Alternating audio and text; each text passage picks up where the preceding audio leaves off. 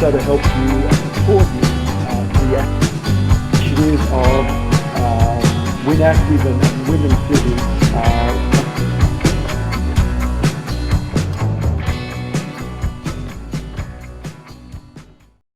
Hi, welcome back to WynActive Webcast. We've got another great day for you today. Looking forward as per normal. My name's Barry Harrison, and as you know, what we're all about is helping you and everyone within Wyndham cope with this COVID-19 crisis, and hopefully along the way get a few tips about how to handle things and entertain and meet some interesting people. And speaking of one of the most interesting people I know, James Robertella, my co-host, welcome, and how are you today?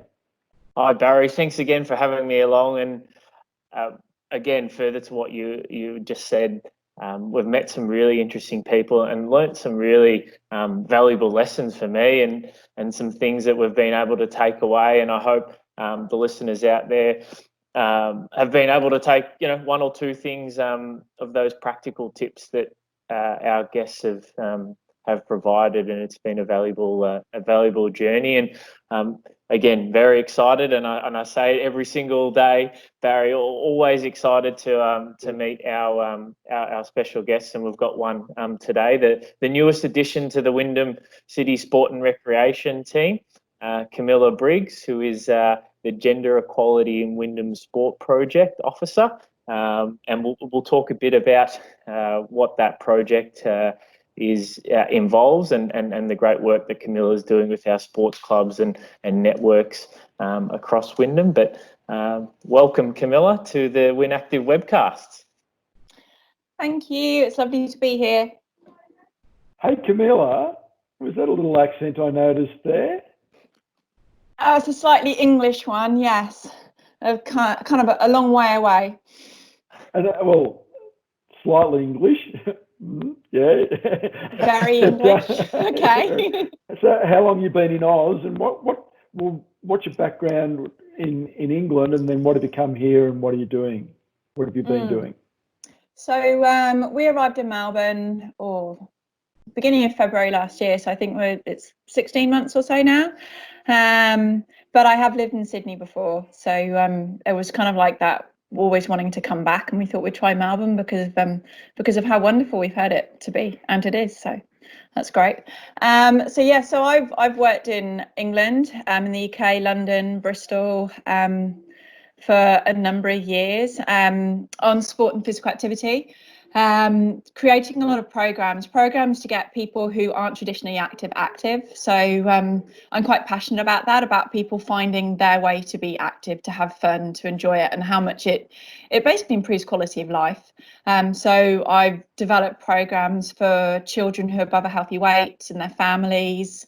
I've worked with local community organisations to specifically target groups that are underactive, and worked on Bristol's European City of Sport initiative, where we basically highlighted all the many opportunities that are out there to be active, and how to kind of approach those activities, because sometimes they're a bit scary when people seem really sporty, and maybe you don't think you are. And then I also set up a mass participation beginners running initiative, which was really getting people off the couch and taking them on a journey week by week, and over the 11 weeks actually finally ending up being able to run for 35 minutes and to make friends who actually really enjoyed doing that, and creating that real sort of community connection. I'm quite proud of that, because I got over 2,000 people running that way, and most of them were females. So yeah, lots of really interesting stuff. Yeah, brilliant. And I could see that passion that you have for getting people active, Camilla, and I think that transitions into the work that you're doing specifically within the Wyndham community through the Gender Equality in Wyndham Sport Project. Do you want to maybe provide just a quick snapshot on the work that you're currently doing and plan to do over this, I suppose, 2020? So One of the key aspects that we're doing is we are inviting clubs to come and work with us to look at sort of what are they doing currently at the moment around female participation, and how can they make their clubs more welcoming and have maybe a pathway that works a lot better for women in those clubs. So that's really, really key. So we're currently engaging with clubs at the moment and starting them on that process and journey. And the whole idea is that we'll create a process that then, once this project has completed, it can still be used again in the future. And the other really important thing is visibility of females in sport and coaching and refereeing, umpiring. So we have scholarships for females. They're $100 per person, and so we really want to get women and young females to apply for those, so we can get more young females and women involved within Wyndham. And the last one is we're setting up like a support network where we're trying to get people together who are working on increasing the female equity side of things. And we're not just talking about women, we're talking about men too, because men have a massive role to play and really have made a big difference to women in clubs. And so just bringing those key players together and getting them to discuss and share ideas and share problems and really sort of look outwards as well as inwards, and really start celebrating the fantastic stuff that is going on in Wyndham, because half the time we always look at the negatives and we forget to look at what is great out there. And that's what inspires us all, I think, is kind of looking and saying, oh, that's really good, how could we do that? That's very broad, Camilla, but I think it's just what a wonderful initiative, and I can see we've got the right person doing it. What's the biggest barrier for, I'll put women, but anyone becoming involved? What's stopping people to be involved now, whether that's in activity, with sport clubs? What are you coming up against? What are you hearing? With the Gender Equality Project? Specifically, yeah. I think it's time, really. And I think sometimes as well, there's a big fear out there that kind of like we might be told that we're doing something wrong. And that's really important, that we say to people, actually, you're not doing anything wrong. But if you want to change, then maybe we can help you improve. And then I think it's difficult. I mean, the whole gender equality issue is difficult, and we all interpret it in different ways, and we've all had different experiences. So I think it's really important that we don't see it as this massive issue that we can resolve and solve the world's problems. We have to take things one step at a time and celebrate those successes, because those little steps are what will make those big changes. I think for me, and we've seen this massive growth, and I've just loved it, of women's top-level sport, AFLW, the W League in soccer, WBBL. Yeah, all of these things are coming on board, and I see that there's much more of a pathway for young ladies, young girls these days. Are we seeing that at a grassroots level as well? I think so. My personal opinion is that I think sport is very sporty, and I think that can put people off, and I really feel that we need to bring back that fun, bring back that social, bring back the reason why people would take part in sport and physical activity, get them really enjoying it, and from there follow that pathway. Because at the end of the day, even if you're playing at an elite level, you need to be able to enjoy what you're doing, and if you're not getting that, then it's almost like, is there really a reason why you would want to keep on working as hard as you are at it? So yeah, I think that's the most important thing for us, is really bring it back to those social sort of activities, and also looking at sort of making sure that the activities are right, they're fit for purpose. So it might be that some of the current formats might not necessarily be suitable for females. It might be that actually maybe 30 minutes, 40 minutes of activities or games are enough, rather than a 3-hour game on a Saturday, and also looking at when these activities actually take place. Now changing tact a bit here, Camilla. I know you're a mother at home and battling the challenges that I'm sure a lot of people out there are very familiar with schooling and the added working from home element. How are you personally finding the current situation, and what are you doing to manage this, manage your time and assist your family through the current period? Cool. That's a tricky question, isn't it? I'm slightly lucky in the fact that I'm working, but my husband isn't. So I kind of am asking him at times to take that lead. However, I do step in there when I know that I need to. But what I'll tend to do is maybe start a little bit earlier, finish a little bit later, so that then if I do have to take that step out for 10 to 20 minutes to sort of go through an activity, work out what they're doing and sit down with them, that I can do that. So it's very much a juggle, but also knowing quite clearly what I need to achieve throughout the day so that I still get that done. But yes, it's not easy, and we don't do everything, is what I would say. If we say this is what you need to do, and I look through the lesson plans and I take everything that's been put online and I take it offline, and we hide their iPads because it just doesn't work. It's too much iPad time, and yeah, it's I think it's a day-by-day process. Some days really work, and some days, you may have noticed, don't. Look, I think anyone who parents at home can empathise with what you're saying, Camilla. And I know I work with a number of people who are trying to, self-school, do work, run a home, be a parent, be a husband, wife, etc. It's not easy, and certainly, full marks to everyone just for trying. And I think that's the thing. You just got to try and do your best, because none of us are perfect. And by doing your best, I suppose you are perfect. So yeah, great stuff. Great stuff.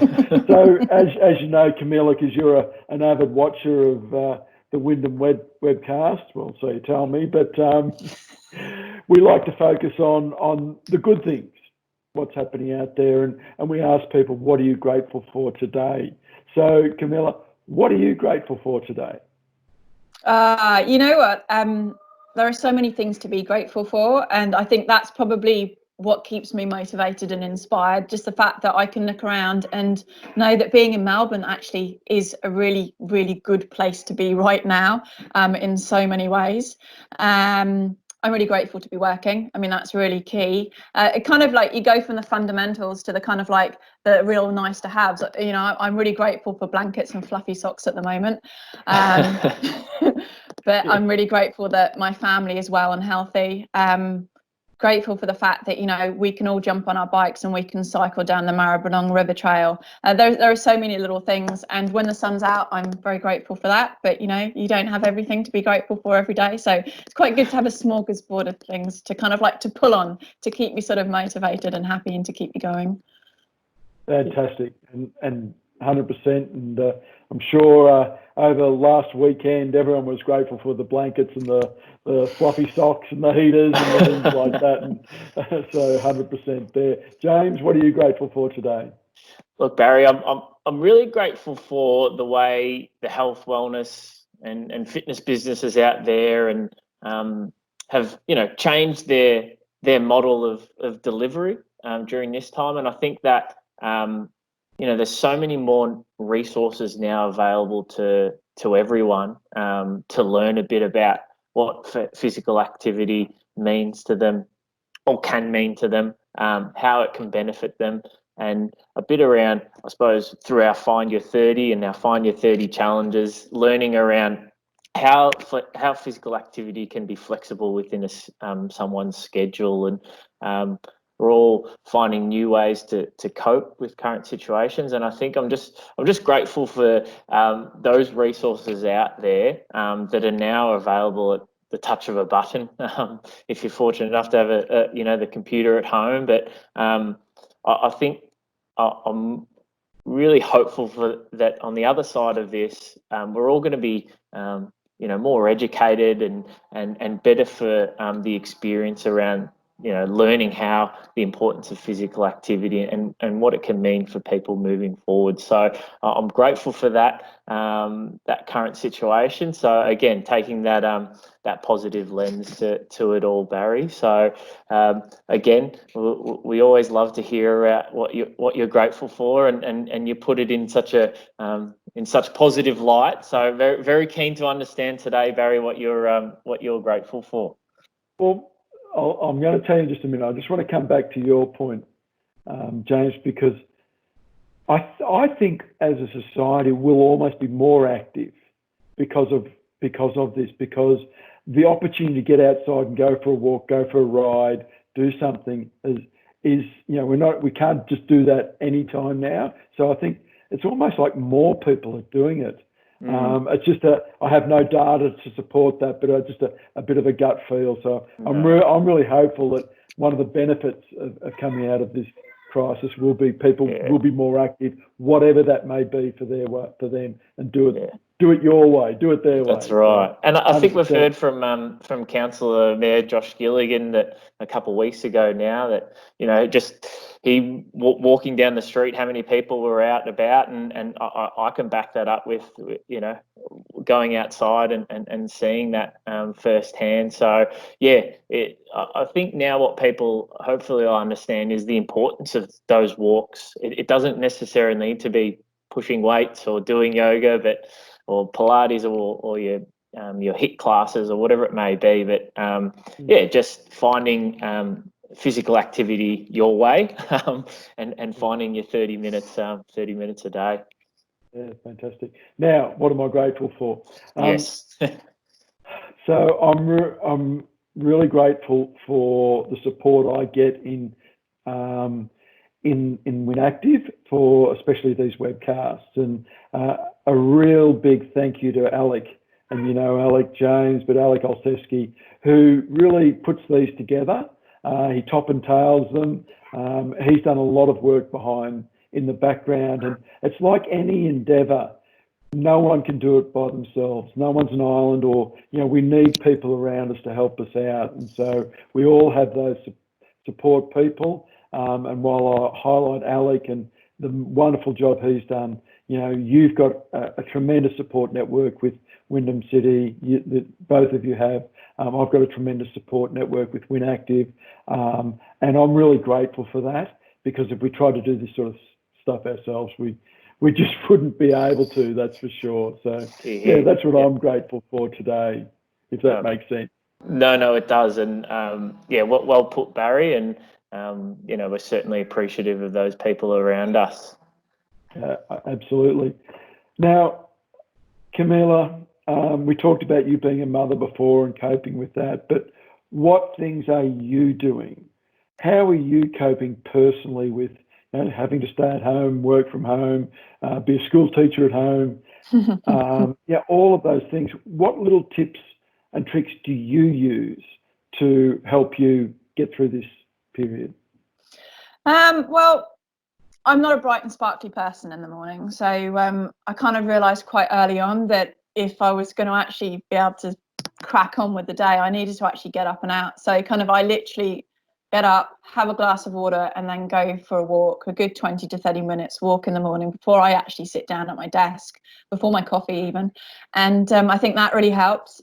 I realised the last year or so I haven't been very active, and it started in about February. Actually, it was my husband who started doing it. He started doing 10,000 steps a day, and I kind of looked at him as if he was a little bit mad. And then he kind of got a bit excited about it, so I started copying him. So I've been sort of working on doing that, and I tell you what, it's so annoying when you get to 9:30 at night and you realise you've got 4,000 steps to go. So that's kind of like my plan this week, is to try and make sure that I'm not walking around the kitchen at 9:30 at night when it's raining outside. I'd love to have a routine. I love a routine, and as a mum, I squeezed it in. I was really smart. Originally, I used to cycle to work, and then I used to do like a lunchtime run, and my triathlon club would do a swim at 8 o'clock in the evening, and I'd sandwich it all together. I'd swim when the kids were swimming, and it was all quite a nice little clever sort of thing, and I haven't been able to do that. So I latched onto one personal trainer was saying do 50 squats today. So I thought, actually, you know what, if it's 50 squats or lunges or whatever, actually maybe I could do that, because I know I'm not doing anything. So I do the 10,000 steps. I try and do 50 squats a day. And I did buy the last bike trainer in Melbourne.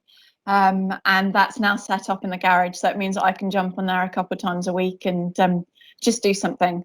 So it's just those little things of it might be that I run and peel the potatoes, jump on the bike whilst the potatoes are cooking, and then I kind of run and put them in the oven with the fish and then do another 20 minutes. And it's all a bit crazy, it's all a bit silly, but being able to achieve something is kind of quite important. So I guess those are my little tips of just try those little 10-minute blocks whenever you can, squeeze them in, and don't leave it until 9:30 at night. So, quick question, because you're integral to the Find Your 30 challenge, which starts next week, and we're all really looking forward to. And it's been a great reaction by the Wyndham community to it. How often do you try and do your 10,000 steps? Is it 7 days? Do you get the 7 days, or is it 5 days? And how often are you trying to do that? So it's linked in, the challenge is linked in with Garmin. So you do a streak. So I kind of found that the best I'd ever done was like 7 days in a row. So you get a virtual badge if you do 30 days. So that was quite a result when I got that 2 weeks ago. And now I'm working on my 60 days in a row thing. So I was about to give it up last night, to be honest. But I just thought, no, I'm on like 45 days. I can't give up now. So yeah, it is literally kind of every day at the moment. But I'm kind of aware that it's not really particularly cardiovascular, but it's moving, and that's quite important. I think the thing is about setting a goal, and whether that's 3 days, 5 days, 7 days, is the most important thing. And you're talking about that before, getting into a routine, setting a goal each day, and just working around your other things to do to achieve that. So that's great advice, James, isn't it? Yeah, and I think Camilla is obviously one of our more active people out there. So for those that might not be getting the 10,000 steps every day for 45 days, don't fret. It's a matter of again, as you say, Barry, setting yourself a goal, and for Camilla, it's reaching that the 30-day those 30-day time frames. But as we're putting forward in our challenges, it's you're going to get so much value and so many benefits from 5 days of 30 minutes of exercise for adults, and we do encourage the kids to reach their 60 minutes a day of physical activity. But use every opportunity, and I think the way Camilla's put it there is when the potatoes are in the oven, maybe think about walking on the spot, or running around the house chasing the kids, or do your 50 squats or your 50 push-ups, or whatever it may be in the kitchen, and just take every moment as an opportunity, really, because the sense of achievement at the end of it is valuable. And I think we can all resonate with that, whether it's the 45 days or just the 5 days. Barry, maybe we'll start off with that next week.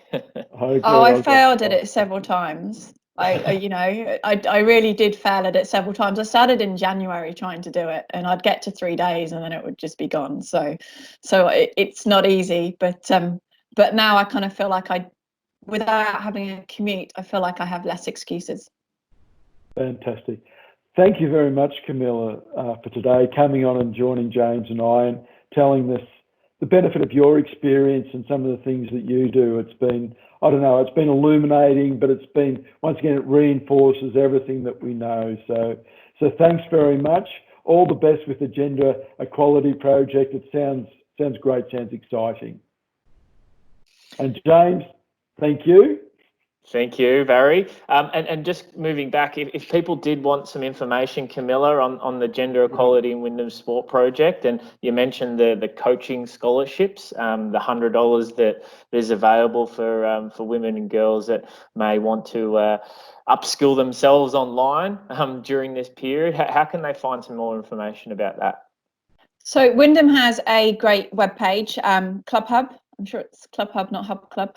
So if you just Google Club Hub Wyndham, that page comes up, and then the female coaching scholarships comes up, and also the women in sport work. So it's all on there. Brilliant. Fantastic. Thank you very much, guys. I look forward to seeing you all again tomorrow with another great guest. Stay healthy, look after each other, keep smiling, and we'll see you very soon. Thank you. See you later. Thanks, Barry. Thanks, James.